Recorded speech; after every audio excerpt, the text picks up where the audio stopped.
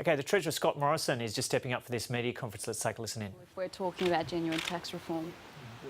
The government has never had plans to introduce a carbon tax. Mr Morrison, is it unrealistic? I know you're trying strategically, you're trying to sell the reasons for tax reform before you get into the features, but is it unrealistic to expect the public's not going to start immediately asking how? Well, the only ones who've actually proposed an increase in the GST are state governments and former Labor premiers and the odd member of parliament here and there. And so what we're engaged is in economic leadership to grow jobs in the economy. What we're doing is engaging in a process, talking to states and territories, talking with other stakeholders, talking with the Australian people about what are the challenges that they have, not just in our tax system, but how services are delivered and right across the economy. We have a major innovation statement which is coming up later in the year. All of this is about growing jobs in the economy. That's the conversation we're having. We're having a conversation about how we grow the economy and how we grow jobs. And there are many elements to that. And the tax system is one of the things that can hold Australians back. And in particular for those who will be on an average wage next year, they will go into the second highest tax bracket. Now, they might not know that because they may not be getting a pay slip every week or every fortnight or every month anymore. The money just goes into the bank account. You go to the hole in the wall, you go to the ATM, you pull your money out, and you don't see the 19 cents that's already gone, or the 32.5 cents, or the 37 cents, or the 45 cents, let alone the Medicare levy on top of that. This is a silent tax. It's a forgotten tax. And this is something that is holding Australians back who want to actually work more, who are already working really hard and just are waiting for the tax system to come and back them.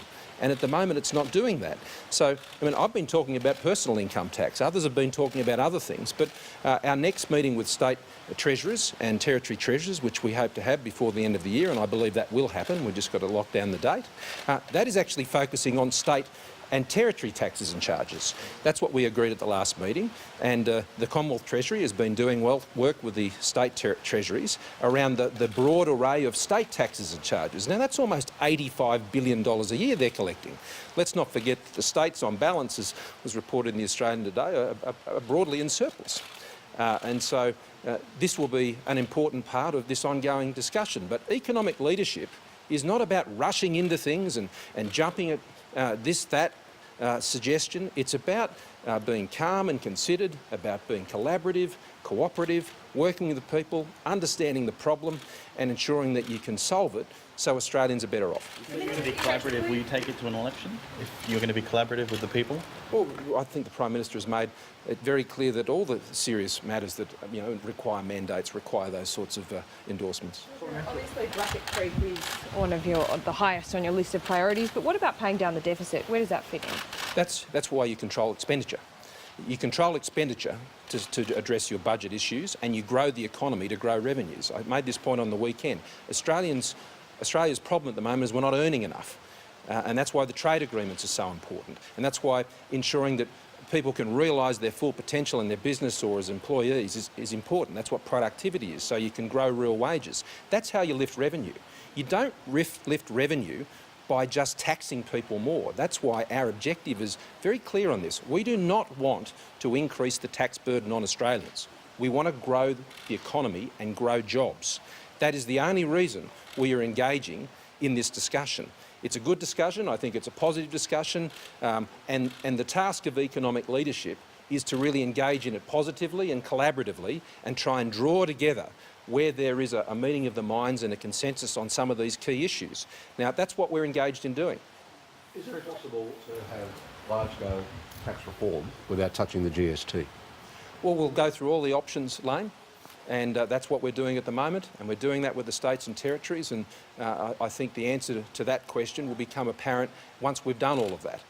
But that's the whole point of getting past what has been for the last 8 years, the time of gotcha politics and rule in and rule out, which I said on the weekend has euthanised, I think, good policy debate in this country. And it has held back policy, I think, development and implementation in this country that would have enabled us to grow our economy more strongly and to grow jobs more strongly. So we're not going to go back to that conflict-driven time. There seem to be some who just can't break out of that mould in politics at the moment. They need to explain themselves to the Australian people on that. We are clearly in a new phase where we're looking at having a focus on policy discussion which is mature, which is collaborative, and which is focused above all on outcomes, not ideology. Do you agree that financial services should be looked at first if there are changes to the GST, like Dan Tehan suggested this morning in his interview? Well, not just Dan, but I mean, some of the states have suggested this as well. And so that's part of a process of just looking at options. But that's all it is. I mean, the government has not put any preferred option out, and we have not put any proposal out. We are simply showing the economic leadership that I think Australians expect of us to engage in this conversation for one simple purpose: to grow jobs and to grow the economy. Treasurer, is the government softening up the public for changing the universality of healthcare by seeking its opinion on community ratings for private health insurance? I'll leave those matters to the Health Minister, but what we want to ensure through what we're doing more generally in that area is that we've got a fit-for-purpose, modern 21st century system that understands the new treatments, the new demands on the system, and is responsive to that. And Minister Lee, I think, has done an extraordinary job, again, in engaging, in collaborating with doctors, with nurses, with those who work right across the health system to make sure that it's fit for purpose for the 21st century. So that's what Minister Lee is doing on health. What Minister Pyne is doing on innovation is the same as we move towards the innovation statement. That's what Minister Robb is doing when it comes to connecting our economy to the fastest growing economies in the world, and it's what I'm seeking to do as Treasurer, working with the other state and territory treasurers to grow jobs and grow our economy by focusing on issues, by having a better tax system, a better mix of taxes that frees people up where they're being held back now. And linked to that is this issue of the Harper report, which makes incredibly good suggestions about how Australians can have greater choice and better services and more efficient and effective service delivery, so that the money that taxpayers give us can always be better spent. Thanks very much.